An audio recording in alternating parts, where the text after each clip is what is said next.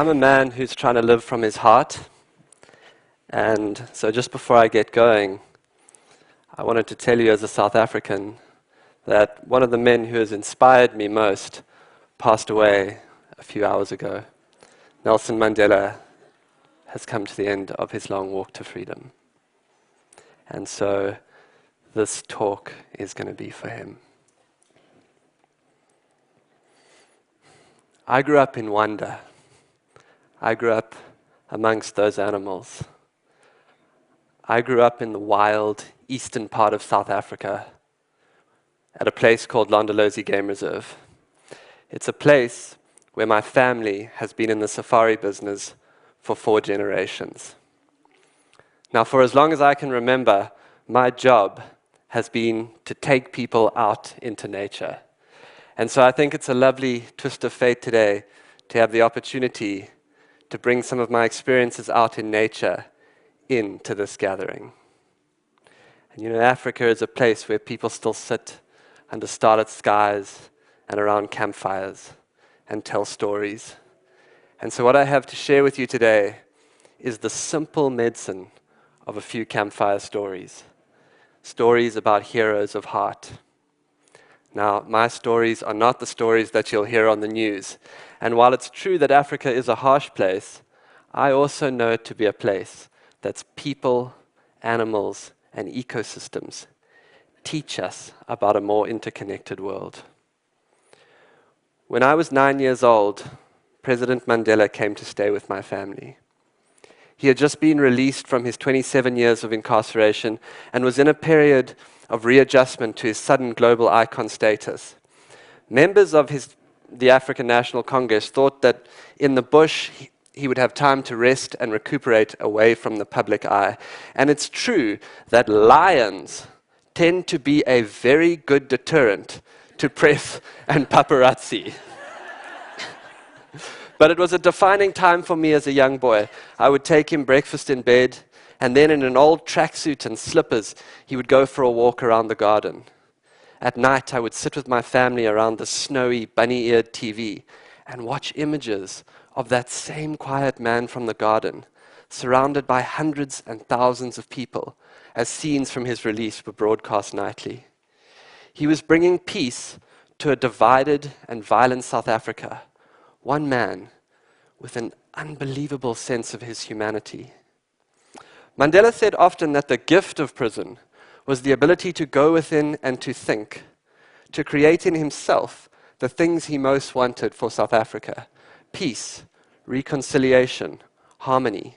Through this act of immense open-heartedness, he was to become the embodiment of what in South Africa we call Ubuntu. Ubuntu, I am because of you, or people are not people without other people. It's not a new idea or value, but it's one that I certainly think at these times is worth building on. In fact, it is said that in the collective consciousness of Africa, we get to experience the deepest parts of our own humanity through our interactions with others. Ubuntu is at play right now.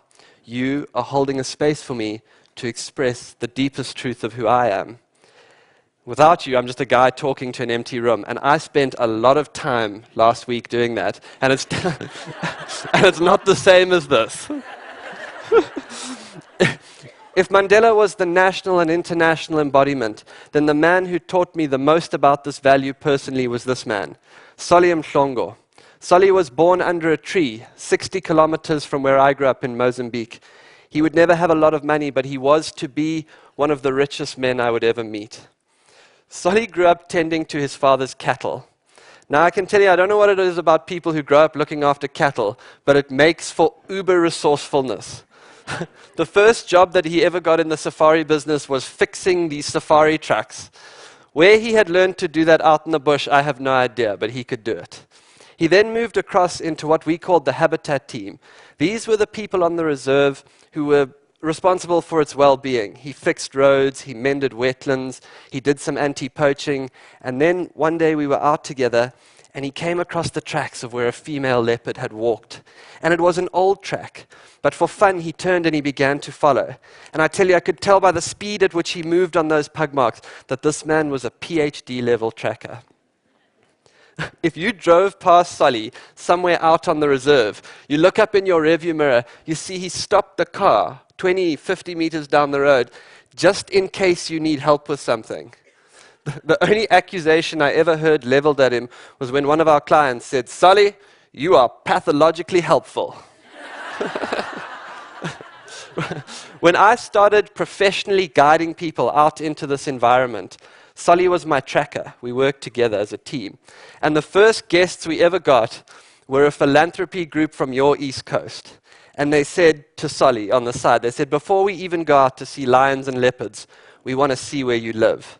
So we took them up to his house. And this visit of the philanthropist to his house coincided with a time when Solly's wife, who was learning English, was going through a phase where she would open the door by saying, "Hello, I love you. Welcome, I love you." And there was something so beautifully African about it to me, this small house with a huge heart in it. Now, on the day that Solly saved my life, he was already my hero.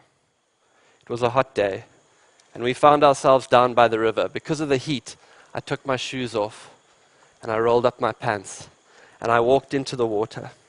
Solly remained on the bank. The water was clear, running over sand, and we turned and we began to make our way upstream. And a few meters ahead of us, there was a place where a tree had fallen out of the bank, and its branches were touching the water, and it was shadowy. And if it had been a horror movie, people in the audience would have started saying, "Don't go in there, don't go in there." And of course, the crocodile was in the shadows. Now, the first thing that you notice when a crocodile hits you is the ferocity of the bite. Wham! It hits me by my right leg. It pulls me. It turns. I throw my hand up. I'm able to grab a branch. It's shaking me violently. It's a very strange sensation having another creature try and eat you. And there are few things that promote vegetarianism like that. Solly on the bank sees that I'm in trouble. He turns, he begins to make his way to me. The croc again continues to shake me. It goes to bite me a second time. I notice a slick of blood in the water around me that gets washed downstream.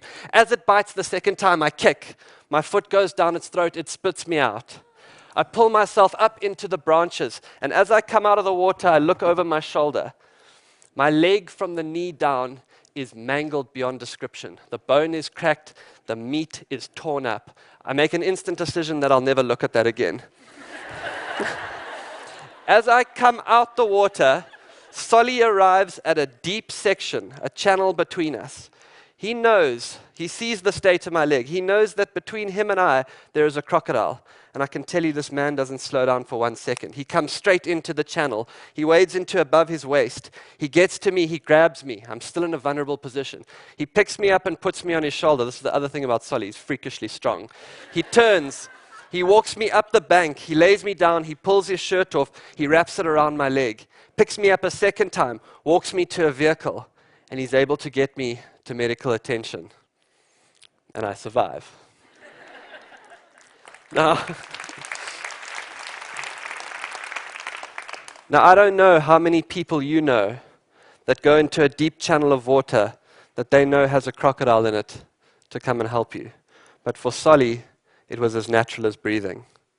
And he is one amazing example of what I have experienced all over Africa. In a more collective society, we realize from the inside that our own well-being is deeply tied to the well-being of others. Danger is shared, pain is shared, joy is shared, achievement is shared, houses are shared, food is shared. Ubuntu asks us to open our hearts and to share. And what Solly taught me that day is the essence of this value is animated, empathetic action in every moment. Now, though the root word is about people, I thought that maybe Ubuntu was only about people.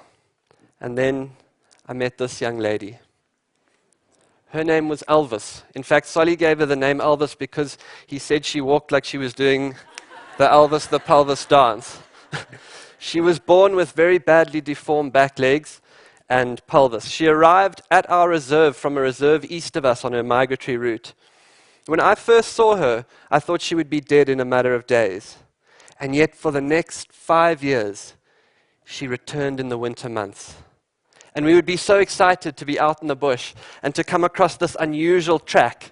It looked like an inverted bracket, and we would drop whatever we were doing and we would follow. And then we would come around the corner, and there she would be with her herd. And the outpouring of emotion from people on our safari trucks, as they saw her, there was this sense of kinship. And it reminded me that even people who grow up in cities feel a natural connection with the natural world and with animals. And yet still I remained amazed that she was surviving. And then one day we came across them at this small waterhole. It was sort of a hollow in the ground. And I watched as the matriarch drank. And then she turned in that beautiful slow motion of elephants. It looks like the arm in motion. And she began to make her way up the steep bank. The rest of the herd turned and began to follow.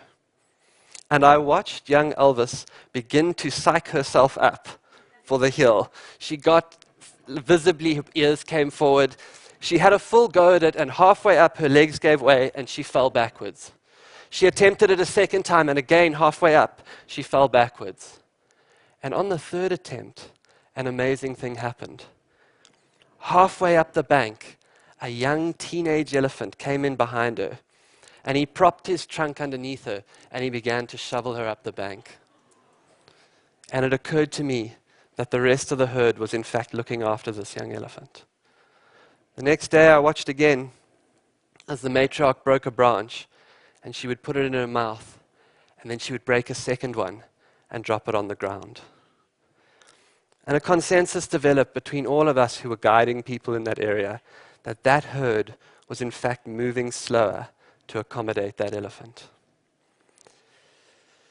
What Elvis and the herd taught me caused me to expand my definition of Ubuntu.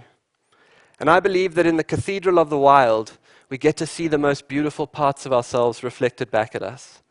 And it is not only through other people that we get to experience our humanity, but through all the creatures that live on this planet.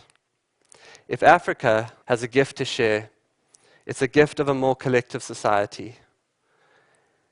And while it's true that Ubuntu is an African idea, what I see is the essence of that value being invented here.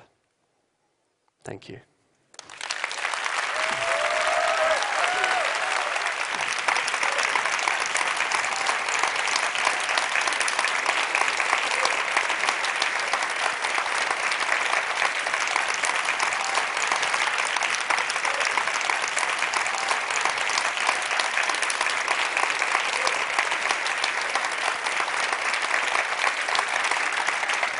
So Boyd, we know that you were, that you knew President Mandela from early childhood, and that you heard the news, as we all did today, and deeply distraught and know the tragic loss that it is to the world. But just wondered if you wanted to share any additional thoughts, because we know that you heard that news just before coming in to do this session.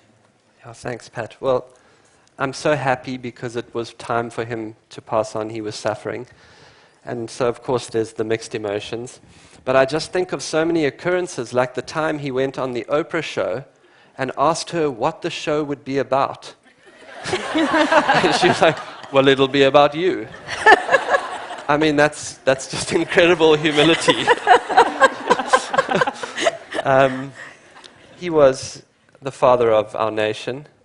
And we've got a road to walk in South Africa, and everything, they used to call it Madiba magic. You know, he used to go to a rugby match and we would win. Anywhere he went, things went well. But I think that magic will be with us, and the important thing is that we carry what he stood for. And so that's what I'm going to try and do, and that's what people all over South Africa are trying to do. And that's what you've done today. Ah, thank you. Thank you. Thank you. Thanks very much.